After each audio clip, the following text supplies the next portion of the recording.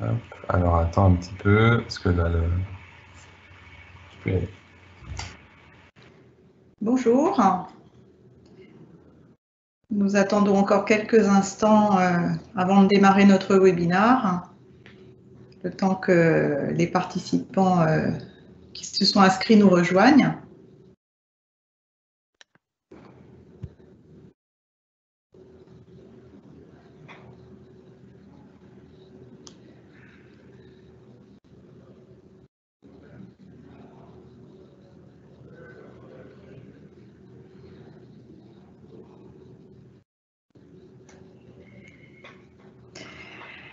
Bonjour à tous, donc je suis Caroline Van Lerberg, directrice du pôle économie-gestion de la Fédération nationale des OGEC. Je vous remercie de vous être inscrits nombreux pour suivre ce dernier webinaire de l'année scolaire 2020-2021 avant un repos estival bien mérité. Le dernier sujet que l'on a choisi de vous présenter et qui mérite votre attention, eh bien, c'est la préparation des comptes annuels des OGEC pour la clôture au 31 août 2021. Ça sera un sujet de préoccupation et de travail pour vous dès le mois de septembre. L'objectif de ce webinaire, eh bien, c'est de vous présenter les nouveaux modèles de bilan et de compte de résultats des OGEC qu'il vous faudra appliquer pour la clôture au 31 août 2021. Et puis, nous mettrons également en exergue les points clés de l'annexe qu'il vous faudra rédiger. J'ai le plaisir de co-animer ce webinaire avec Grégoire Gaillard, expert comptable et commissaire aux comptes associé du cabinet Inextinso, qui est partenaire de la Fédération nationale des OGEC.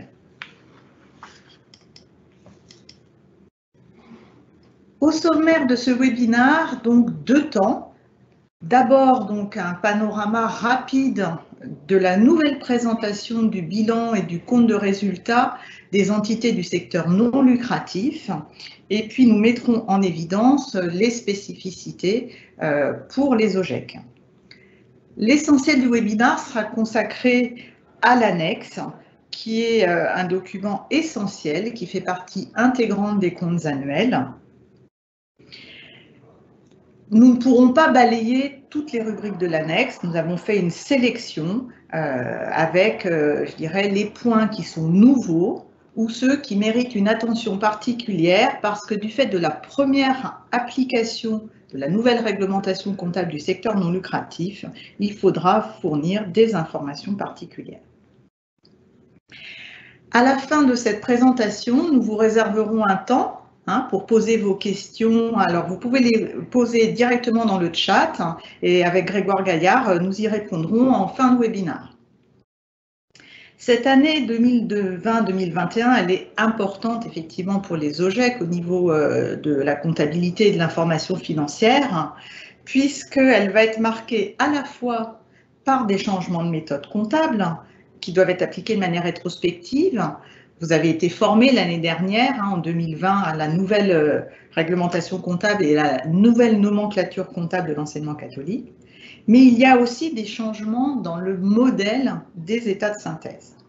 Du coup, la difficulté que vous allez avoir à résoudre, c'est celle d'assurer la comparabilité des comptes, puisque à la fois les règles changent, les règles comptables, et le modèle de présentation.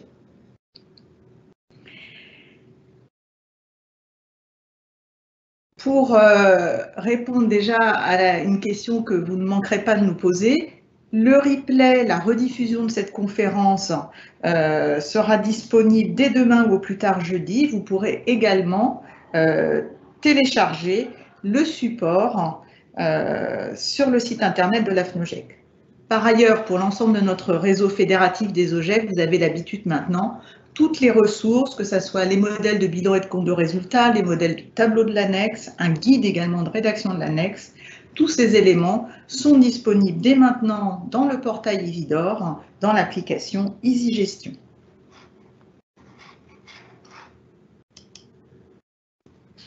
Je passe à présent la parole à Grégoire Gaillard du cabinet Inextinso, donc qui va nous dresser un panorama rapide de la nouvelle présentation du bilan et du compte de résultats pour le secteur non lucratif.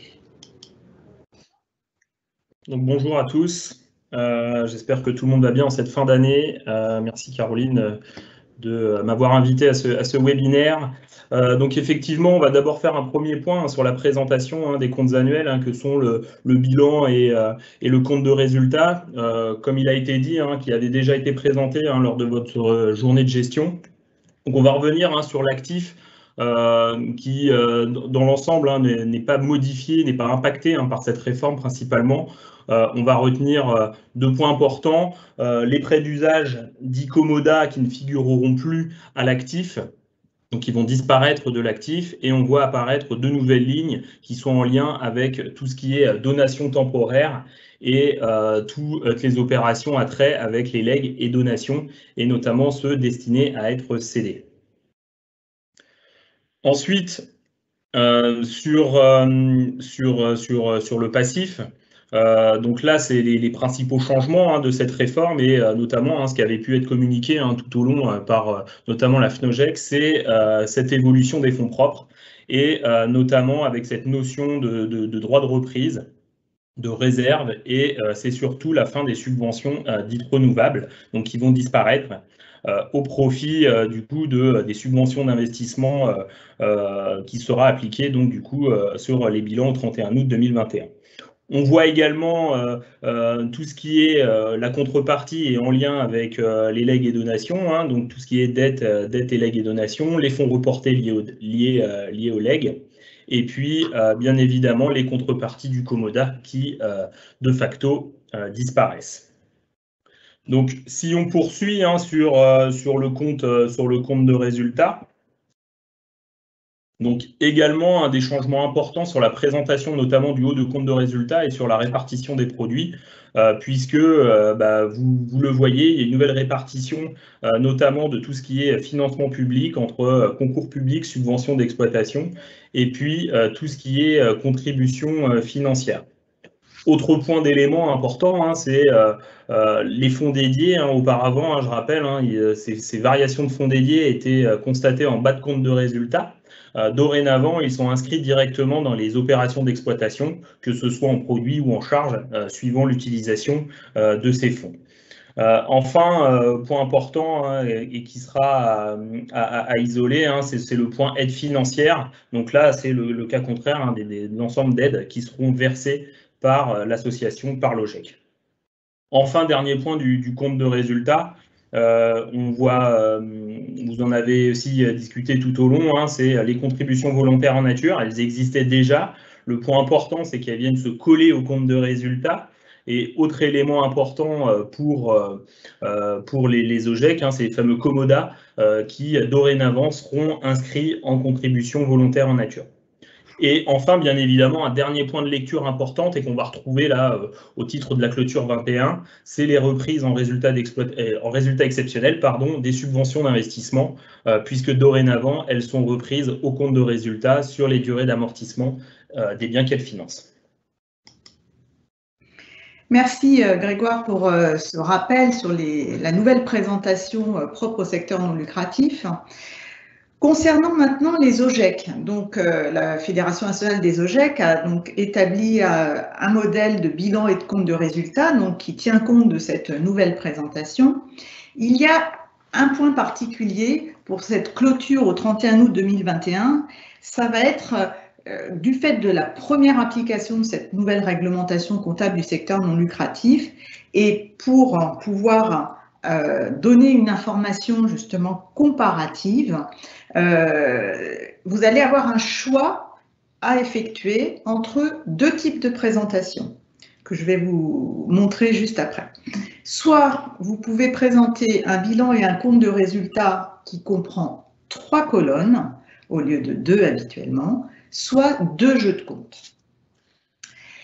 Ce qu'il faut savoir, c'est que quel que soit le choix que vous ferez, il faudra toujours que les comptes que vous aviez approuvés donc à la dernière clôture au 31 août 2020, figurent dans la solution que vous avez retenue.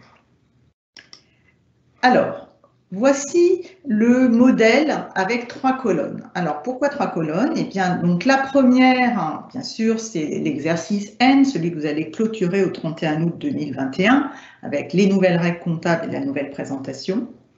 Et puis 2 colonnes en fait pour l'exercice précédent, donc celui qui a été clôturé au 31 août 2020. En vert, ça sera donc la version des comptes au 31 août 2020 telle qu'elle a été approuvée, donc établie avec les anciennes règles comptables et avec donc la nomenclature comptable 2016 et l'ancienne présentation. Et puis la colonne en rose, en fait, c'est les chiffres justement de l'année dernière, 31 août 2020, mais cette fois-ci retraités, c'est-à-dire à la fois en appliquant les nouvelles méthodes comptables du secteur non lucratif et en utilisant le nouveau modèle de présentation. Alors, pour vous y retrouver, donc vous voyez qu'en fait, les modèles OGEC, la bilan et compte de résultats, ils sont entièrement chaînés avec les comptes de la nomenclature comptable. Hein. Donc, pour la partie exercice N, hein, c'est donc la nomenclature 2020. Et puis, pour l'exercice N-1, donc, qui était le 31 août 2020, c'est le chaînage avec les comptes qui étaient en vigueur dans la nomenclature 2016. Lorsque les caractères, en fait, sont en noir, ça veut dire qu'il n'y a pas de changement. En revanche, lorsque les caractères sont en vert dans la colonne donc N-1 approuvé, ça veut dire en fait que les comptes ont fait l'objet d'un retraitement ou d'un reclassement et à ce moment-là, ils apparaissent en rose dans la colonne retraitée. La deuxième option, sinon, c'est de choisir d'éditer 2 jeux de comptes. Un jeu où vous avez en regard de l'exercice 2021 le rappel de l'exercice 2020 tel qu'il a été approuvé.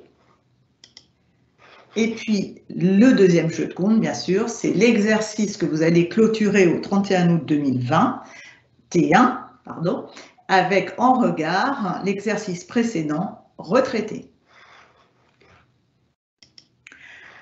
Un petit point d'attention pour vous.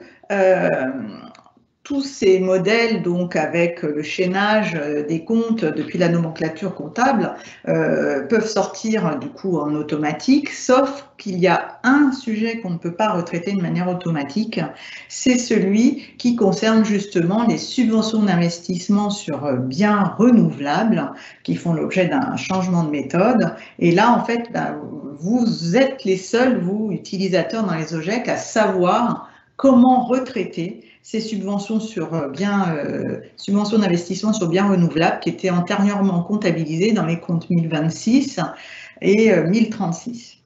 Du coup, pour matérialiser le retraitement que vous avez à opérer, à la fois dans le bilan et puis dans les tableaux de l'annexe, on a utilisé des numéros de compte entre guillemets fictifs qui vous permettent comme ça de visualiser quelles sont les sommes qu'il faut mentionner dans les différentes rubriques.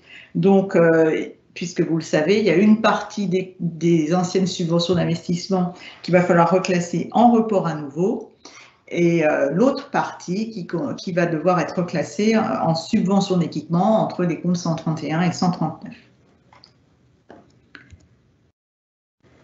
Nous allons à présent aborder les points clés de l'annexe, qui est donc notre principal sujet de ce webinaire. Nous allons commencer d'abord par un panorama un peu général. Ce qu'il faut savoir, c'est que l'annexe est normée, c'est-à-dire que le nouveau règlement comptable du secteur non lucratif, le règlement ANC 2018-06, a prévu très clairement un cadre pour l'annexe avec un renvoi au plan comptable général, donc règlement ANC 2014-03, et des mentions spécifiques aux entités du secteur non lucratif. Le modèle d'annexe qu'on a établi pour les OGEC est conforme à l'ensemble de ces exigences réglementaires. Vous avez l'habitude de préparer une annexe. Je rappelle que c'est un document obligatoire pour vous, puisque, en fait, statutairement, c'est l'article 10 des statuts, les OGEC ont l'obligation d'établir des comptes annuels. Et qui dit comptes annuels dit un trio indissociable qui est bilan, compte de résultats et annexe. Cette annexe, elle va nécessiter de rédiger et de donner des informations particulières sur les changements de méthode qui sont dus au fait que les règles comptables qui étaient en vigueur depuis 20 ans dans le secteur non lucratif ont changé. Et pour vous, OGEC, c'est la première fois à la clôture au 31 août 2021 que vous allez appliquer ces nouvelles règles. Ce qu'il faut toujours aussi bien avoir présent à l'esprit, c'est que l'annexe doit être préparée dans un souci de transparence. C'est un document important d'information et il permet d'avoir confiance dans la gestion de l'OGEC pour l'ensemble de vos parties prenantes, notamment les financeurs qui vont regarder vos comptes. L'annexe va leur permettre d'avoir une vision complète des éléments financiers et des engagements qui vous concernent. Voici le sommaire complet de l'annexe aux comptes annuels. Il comprend 5 grandes catégories, 5 grandes parties, les informations générales. Ensuite, deuxièmement, les principes, règles et méthodes comptables. Partie 3, les notes sur le bilan. Partie 4, les notes sur le compte de résultat. Et une partie 5 avec d'autres informations.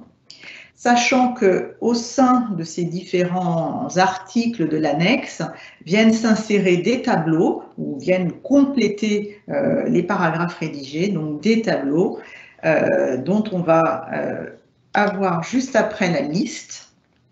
Donc ces tableaux ne suffisent pas à faire une annexe. J'insiste aussi là-dessus, une annexe n'est pas une succession de tableaux. Une annexe utilise des tableaux, mais comprend beaucoup d'informations, je dirais également qualitatives, rédigées. Et donc, les tableaux, c'est une partie de l'annexe, mais ça n'est pas son tout. Il y a un nouveau tableau, donc le tableau numéro 11, qui est un tableau de détail des concours publics et subventions. Grégoire Gaillard vous a dit qu'effectivement, dans la nouvelle présentation des produits d'exploitation, il y a une ligne distincte pour les concours publics et subventions, donc ce tableau permet d'en donner le détail. Sinon, les autres tableaux, vous en avez l'habitude. Simplement, il y en a 2 qui vont faire l'objet de développement plus particuliers, c'est ceux sur la variation des fonds propres et ceux sur le suivi des subventions d'investissement.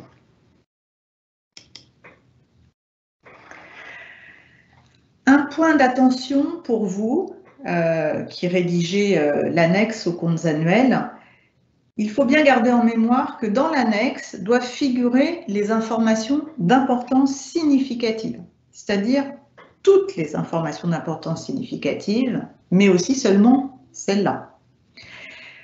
Pourquoi donc l'annexe, encore une fois, elle vient compléter, commenter les chiffres qui figurent dans le bilan et dans le compte de résultat. Alors bien sûr, du coup, quand on dit les informations d'importance significative, qu'est-ce que ça veut dire significatif? Alors, la Compagnie nationale des commissaires aux comptes a donné une définition du seuil de signification, vous voyez là. C'est le montant au-delà duquel les décisions économiques ou le jugement fondé sur les comptes sont susceptibles d'être influencés. Ça veut dire quoi? Autrement dit, si une information significative est omise dans l'annexe, les personnes qui portent une appréciation sur la santé financière de l'OGEC pourraient porter une appréciation erronée parce qu'il leur manque une information significative pour avoir cette vision d'ensemble.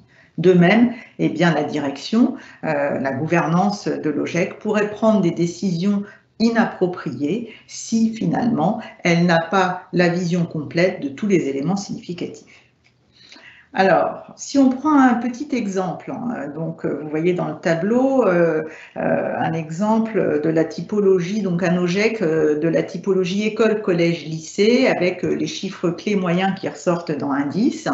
Vous voyez que c'est un groupe scolaire déjà d'une certaine taille, avec des fonds propres de 5,4 millions d'euros, des dettes moyen long terme d'1,9 million, des produits courants de 4,5 millions qui sont composés essentiellement des ressources famille pour 2,5 millions et des ressources publiques pour 1,5 million.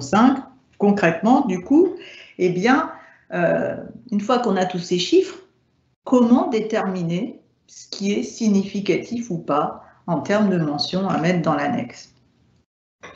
Alors, intuitivement, on pourrait se dire que peut-être des informations de l'ordre de 40 à 50 000 €. Si elles sont requises dans l'annexe et qu'on ne les mentionne pas, ça viendrait effectivement perturber la lecture et la compréhension des comptes de cet OGEC.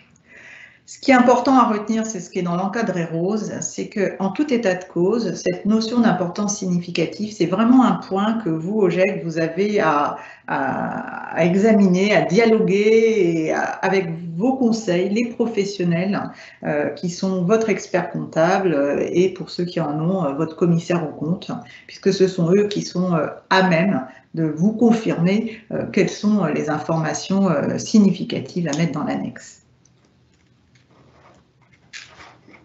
Donc à ce sujet, être effectivement bien vigilant là-dessus, puisque, on le rappelle, dans le cas où vous êtes un OGEC qui aurait un commissaire aux comptes, l'absence d'informations significatives en annexe peut porter sur une opinion avec soit une observation, soit une réserve, suivant la qualité et la quantification de cette information. Donc c'est pour ça, comme le disait Caroline, il est important d'échanger avec ces acteurs pour avoir la meilleure information. Et comme il a bien été dit, on est sur des informations d'importance significative. Lorsque vous allez démarrer la rédaction de l'annexe, la première information, elle est très importante que vous allez avoir à rédiger, c'est celle qui concerne l'objet social, les activités de l'OGEC et les moyens mis en œuvre pour réaliser ces activités. Alors, bien évidemment, vous allez donner les informations qui permettent d'identifier l'OGEC et les établissements scolaires qui sont gérés. Pour ce qui est de la description de l'objet social, très clairement, vous reprenez ce qu'il y a dans vos statuts. Pour la description des activités, vous avez l'habitude, ce sont les activités à la fois pédagogiques, une partie principale sous contrat, et puis pour certains des activités hors contrat, et puis également les activités annexes. Il faut à la fois que l'annexe informe, et en même temps, il faut quand même que ça soit une rédaction synthétique. Pour les moyens mis en œuvre afin de réaliser cet objet social et ces activités, la commission comptabilité-gestion de la FNOGEC vous recommande de mentionner ces différents éléments. D'une part, quels sont les effectifs du personnel enseignant qui est mis à disposition par l'État. Typiquement, si vous êtes un groupe scolaire pour lesquels vous avez 100 enseignants mis à disposition par l'État, eh bien, vous les mentionnez. Vous allez bien évidemment faire état du personnel salarié OGEC, à exprimer plutôt en ETP. Si vous avez du personnel bénévole qui contribue de manière significative à la réalisation de vos activités, vous le mentionnez. Et puis le dernier point qui est forcément significatif, ce sont les locaux scolaires dont vous bénéficiez pour exercer vos activités. Là, donc, information sur la surface globale, surtout sur les modalités d'occupation. Est-ce que l'OGEC bénéficie de ces locaux scolaires via un prêt à usage? Est-ce qu'il est locataire via un bail commercial? Est-ce qu'il a un bail emphytéotique, un bail à construction, etc. En tout cas, là où il faut que vous soyez bien vigilant, c'est que l'information que vous allez donner dans cette annexe et qui est une information obligatoire, encore une fois, qui fait partie du modèle réglementaire d'annexe du secteur non lucratif, cette information, elle doit être cohérente avec les autres supports que vous avez déjà publiés. Les statuts, bien sûr, ce qui figure sur votre site internet, ce qui figure dans vos plaquettes, par exemple, de présentation de vos formations ou de vos établissements. Je passe la parole maintenant à Grégoire qui va pouvoir donc développer toute la partie règles et méthodes comptables, prise en compte des changements de méthode comptable. Merci. Donc effectivement, dans la deuxième partie de l'annexe, là on va faire référence à l'ensemble du référentiel comptable, du règlement qui est appliqué pour les OGEC. Donc on l'a rappelé, on fait état de deux règlements, qui est le premier, le 2014-03, et le deuxième qui est relatif au secteur non lucratif, qui est le fameux 2018-06, donc qui devra figurer en annexe. Également, deuxième point, en lien avec les statuts et le réseau duquel vous faites partie, il faut bien faire référence aussi à la nomenclature comptable de l'enseignement catholique dans sa nouvelle édition, donc qui a été publiée par la FNOGEC et qui vous a été communiquée. Enfin, deuxième élément qui est très important, en tout cas pour cette année, puisque quand on change de règlement comptable, on parle de changement de méthode comptable. Et qui dit changement de méthode comptable a dit une information spécifique liée à ce changement pour expliquer justement les impacts sur la lecture des comptes entre l'ouverture et la date de clôture au 31 août 2021. Donc on le verra par la suite, qui fait l'objet de tableaux spécifiques sur différents éléments. Enfin, comme il a été dit par Caroline, c'était le choix de présentation pour la comparativité des comptes, puisque je rappelle, on est toujours en méthode comparative sur une présentation des comptes. Eh bien, il faudra choisir et préciser si on est sur le fameux bilan et compte de résultats à 3 colonnes, ou bien si on publie 2 jeux de comptes différents qui feront du coup un tout unique dans cette plaquette des comptes annuels 2021. Donc, si on continue justement sur les différents points de bilan, comme je l'expliquais tout à l'heure, un point important, c'est cette variation des fonds propres, puisque, notamment vous concernant, on a tout le traitement des subventions d'investissement qui va être nettement modifié, avec une incidence assez significative sur la ligne des reports à nouveau. Donc, on va le voir après, il y a une proposition de tableau justement sur l'illustration de ces mouvements. Point important en dessous, pour ceux qui le souhaitent, au cours de l'Assemblée prochaine, donc l'Assemblée générale pour l'approbation des comptes, il pourra être prévu des résolutions spécifiques pour pouvoir réaffecter ces reports à nouveau. Effectivement, si vous souhaitez mettre en réserve d'investissement ou sur différents projets de LOGEC, il est possible du coup de le faire, mais ça sera au cours de l'Assemblée générale. Donc, on vous présente là sur le slide 22, donc les tableaux qui sont proposés justement pour illustrer l'impact du règlement sur les fonds propres. On ne va pas redescendre l'ensemble du tableau, mais ce qu'il faut retenir, c'est comme je l'avais dit en préambule, il y a les subventions dites renouvelables qui vont disparaître au profit des subventions d'équipement, donc les fameux comptes 131, 139, et la disparition des fameux 102, 106, et tout ce qui est également legs et donations avec contrepartie d'actifs. Donc, idem, cette typologie de comptes au fonds propres vont disparaître au profit encore du report à nouveau. Donc, ça va être sur ces éléments-là où il faudra être attentif dans l'établissement de ce tableau. Et enfin, tout en bas du tableau des fonds propres, on a la contrepartie du prêt à usage, qui lui-même, comme je l'ai dit, tout ce qui est prêt à usage commoda, avec un traitement comptable qui a nettement changé au vu de la nouvelle réglementation.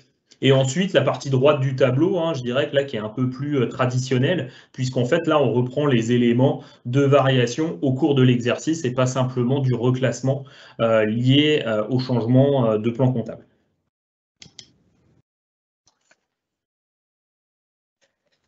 Ensuite, deuxième point important de l'actif et du bilan, le retraitement des subventions d'investissement. Donc on est, ça a été dit tout au long depuis la sortie de ce règlement, ce nouveau règlement comptable. Il y a le point particulier des subventions d'investissement qui nécessite un traitement particulier puisqu'on est sur de retraitement rétrospectif, c'est-à-dire qu'on se resitue à la date d'ouverture du bilan et il convient du travail qui a dû être fait tout au long de l'année d'identifier, de réaffecter l'ensemble des subventions pour pouvoir les reclasser en 131, 139. Et donc, la nouveauté, c'est que du coup, on va devoir reconstater une quote-part qui a déjà été, on va dire, entre guillemets, virée au compte de résultat et qui sera impactée sur le report à nouveau. Donc, Même logique hein, pour illustrer ce propos, hein, la proposition des trois petits tableaux suivants est la même. Hein, on a un montant à l'ouverture, qui sont nos fameux 102, 102,6, 103,6, avec l'incidence du changement, c'est-à-dire reconstitution de la subvention en 131 avec reconstitution de la quote-part déjà amortie qu'il va falloir virer en report à nouveau, et puis le montant global qui restera à virer au compte de résultat. Ensuite, hein, on a, comme pour le tableau des fonds propres, hein, on a le solde à l'ouverture avec l'incidence de la réforme, puis à droite la partie variation de l'exercice. Hein, si l'un de vous a eu des nouveaux financements au cours de l'année, bien évidemment, on retrouvera les augmentations liées à l'obtention de ces financements. Et puis enfin, hein, toujours dans cette logique de transparence, hein, de dissocier hein, les projets et financeurs par un tableau récapitulatif des subventions qui restent à reprendre ou soit qui sont virées au compte de résultat de l'année.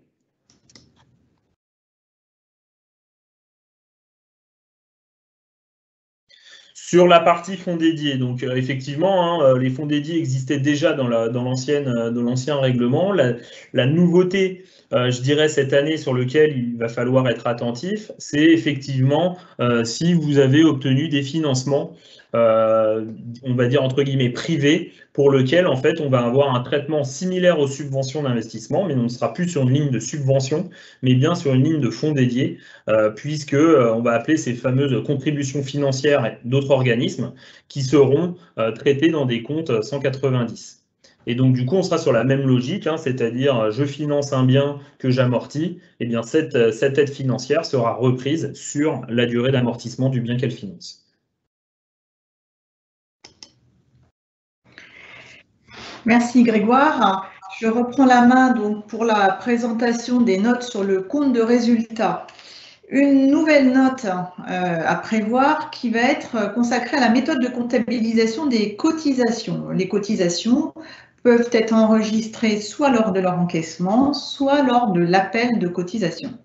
Alors vous allez me dire en quoi ça nous concerne, parce que les OGEC appellent rarement des cotisations pour leur propre compte. Oui, mais en fait, par contre, vous appelez régulièrement des cotisations pour le compte de tiers. C'est notamment le cas lorsque l'OGEC collecte les cotisations de l'association des parents d'élèves, l'appelle, et ensuite les lui reverse.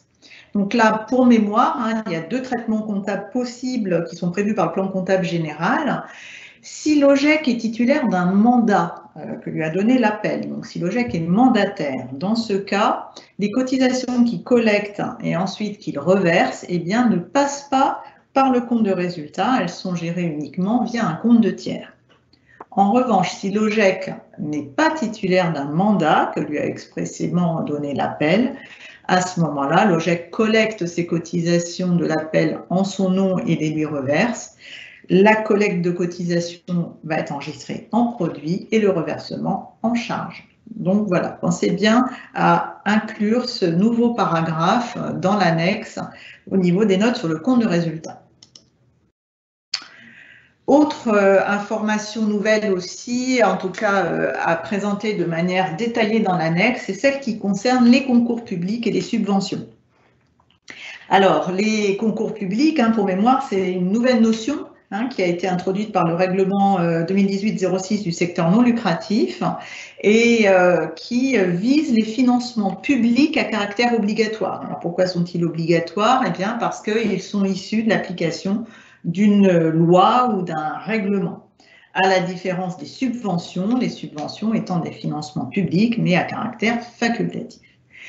Là, du coup, cette nouvelle notion de concours public eh bien, nécessite de reclasser une partie des produits qui étaient enregistrés auparavant dans les comptes de résultats des OGEC dans d'autres rubriques. Il va falloir du coup les reclasser dans cette nouvelle catégorie au compte de résultats, donc concours public. Alors c'est le cas notamment des forfaits d'externat qui avant étaient enregistrés en prestation de service hein, jusqu'au 31 août 2020 dans les comptes 70, c'est là qu'ils vont être enregistrés en concours public. C'est le cas aussi des financements, par exemple des formations par apprentissage ou c'est le cas de la taxe d'apprentissage, qui dans les deux cas étaient enregistrées auparavant en subvention et qui maintenant sont prévues dans les concours publics, ou le cas des aides à l'emploi. Un OGEC peut toucher des aides à l'emploi. Antérieurement, elles étaient classées dans les produits de gestion courante et maintenant dans les concours publics. Du coup, pour remplir votre obligation d'information, il y a donc un nouveau tableau, le tableau 11, dont j'ai parlé au début du webinaire, à renseigner, qui permet donc de détailler les concours publics et les subventions qui ont été obtenues par l'OGEC au cours de l'exercice. Donc, présentation comparative, exercice N, exercice précédent, avec un détail par nature de financement et par financeur. Donc, en fait, en suivant, je dirais, la nomenclature comptable de l'enseignement catholique édition 2020, vous avez tout le niveau de détail suffisant pour enseigner ce tableau. Je repasse la parole à Grégoire Gaillard sur une nouvelle rubrique, là aussi de l'annexe, à renseigner dans la partie 5 consacrée aux autres informations. Merci.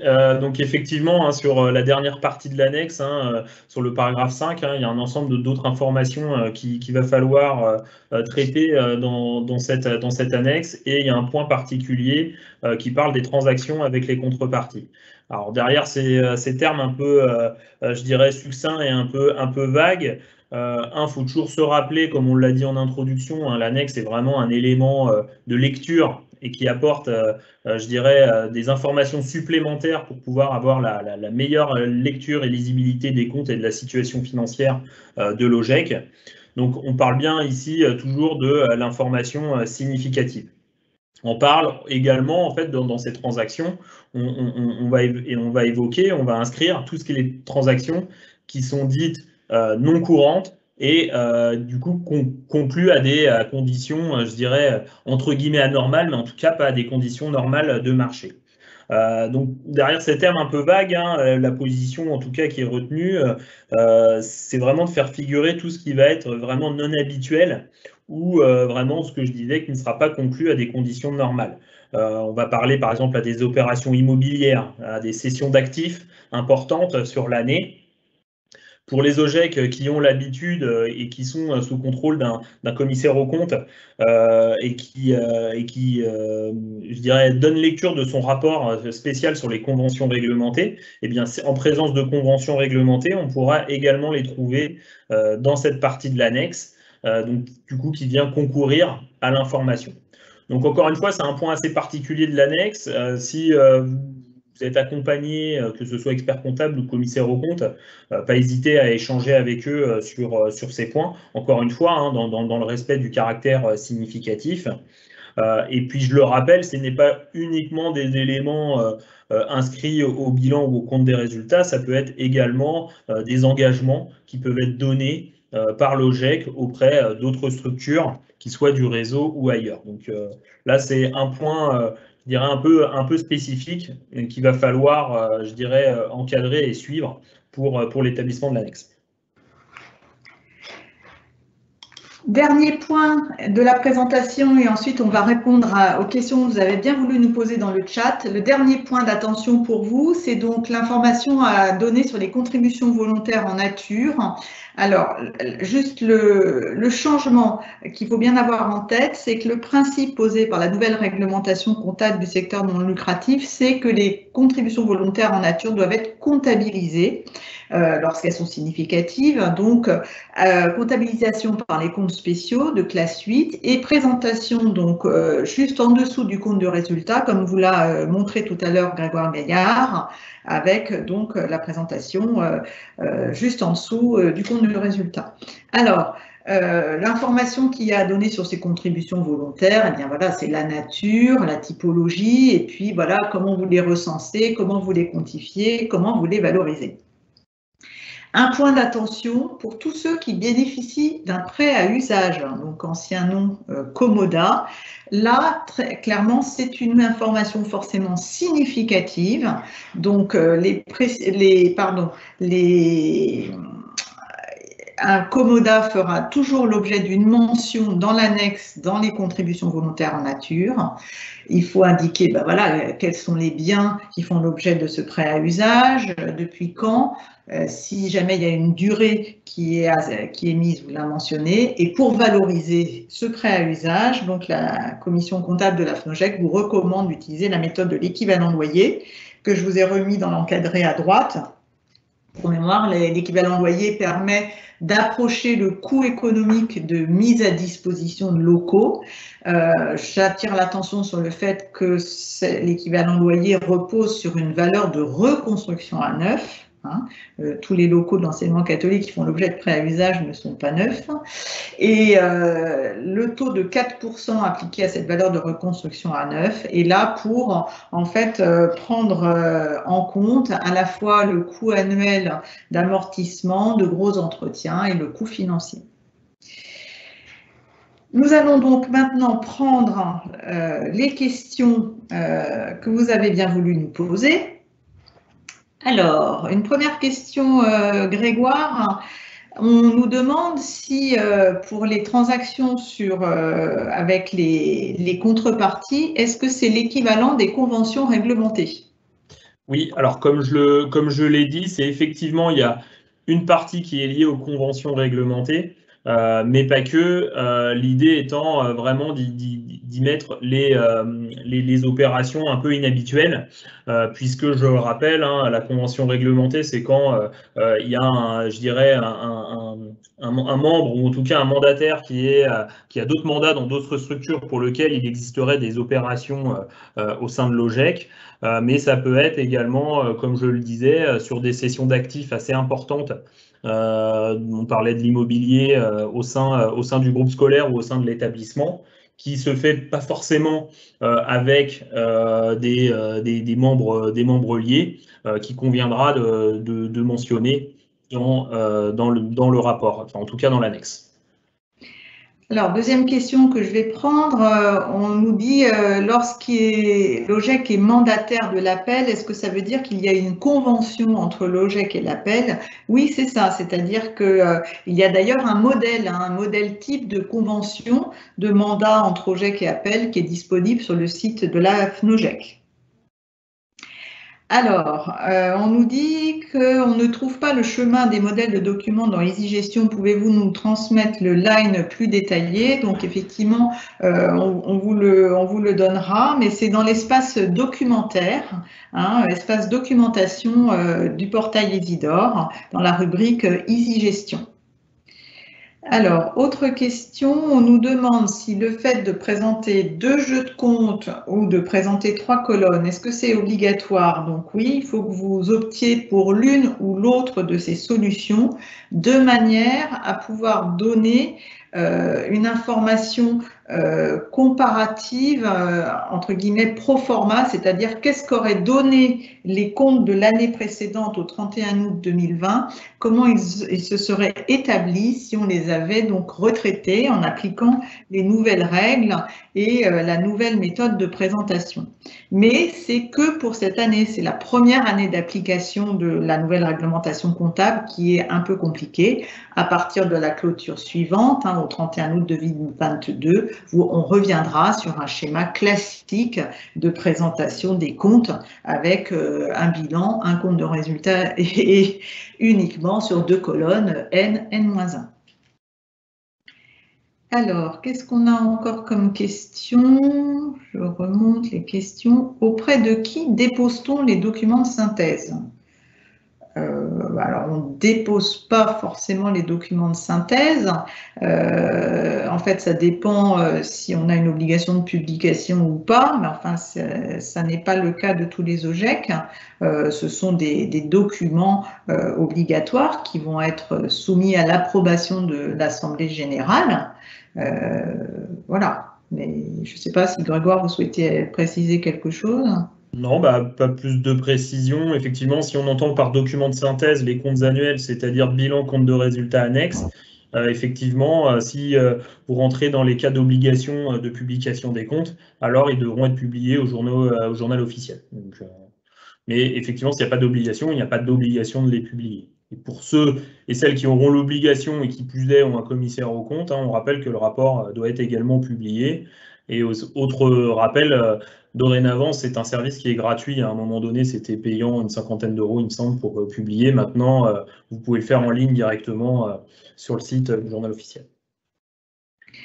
Alors, on a une question pour ceux qui connaissent bien notre outil Indice de diagnostic financier qui est intégré dans l'application EasyGestion. On nous demande est-ce qu'on pourra bien avoir ces nouveaux modèles dans Indice? Oui, donc ils sont actuellement en cours d'intégration par le pôle système d'information. Et donc l'objectif, c'est bien que les établissements puissent bénéficier de ces nouveaux modèles de bilan et de compte de résultats et d'avoir un diagnostic financier qui tourne sur cette nouvelle nomenclature et ces nouveaux modèles. Donc ça sera fait d'ici que les établissements en aient besoin, donc au début de l'automne. Alors, j'ai une question, on ne va pas pouvoir, je suis désolée, répondre à toutes les questions, par contre, on y reprendra en différé. On nous demande comment traiter le changement de méthode relatif aux subventions d'investissement qui financent des annuités d'emprunt inscrites dans les comptes 1036-1026. Alors, c'est une question que j'ai déjà eue de manière écrite et à laquelle j'ai apporté un commencement de réponse. Ce qu'il faut, c'est bien regarder quelle est la formulation dans la convention de subvention que vous a accordé par exemple le département. En tout cas, lorsqu'il s'agit d'un remboursement d'emprunt, il ne s'agit donc pas de financer un investissement futur, donc il ne sera pas possible d'amortir la subvention d'investissement sur la durée, enfin d'étaler la subvention d'investissement sur la même durée que l'amortissement du bien, puisque ça n'est pas pour investir, mais pour rembourser des annuités passées. Donc, à mon sens, le reclassement qui doit être opéré à l'ouverture, c'est un reclassement vers le report à nouveau. Je vous remercie et nous vous remercions tous pour votre participation à ce webinaire. Encore une fois, les questions pour lesquelles nous n'avons pas pu répondre en live, nous allons bien évidemment prendre le soin d'y répondre a posteriori. J'espère que vous avez bien pris la peine de vous identifier de manière à ce qu'on puisse vous répondre individuellement. Sinon, eh bien, on apportera des réponses si elles sont génériques dans l'espace EasyGestion. Vous avez également nos coordonnées si vous souhaitez nous adresser vos questions par mail, donc Caroline Vanlerberg pour la Fédération nationale des OGEC et Grégoire Gaillard pour le cabinet Inextinso. Merci à tous pour votre attention.